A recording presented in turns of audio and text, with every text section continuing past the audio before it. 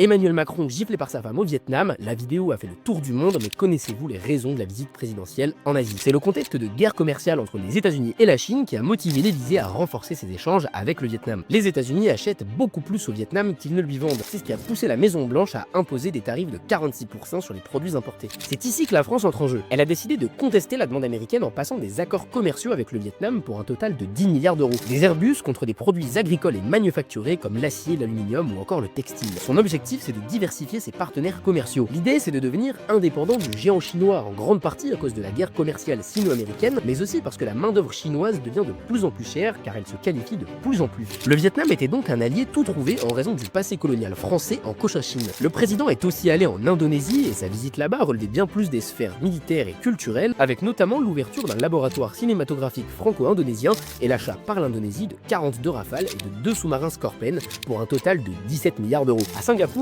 dernière étape de la visite présidentielle, Emmanuel Macron est allé commémorer les 10 ans de la mort de Lee Kuan Yew, fondateur de la République de Singapour. Il voulait renforcer les liens amicaux franco-singapouriens et réaffirmer certaines positions de la France sur les conflits au Proche-Orient et en Ukraine, comme l'absence de double standard sur le conflit israélo-palestinien. Si cette visite dans la région marque la volonté de la France de renforcer ses intérêts stratégiques sur les routes commerciales du Pacifique, elle s'est en échange engagée à partager son expertise dans la recherche ou dans la transition écologique à des fins de développement humain dans ces 3 pays.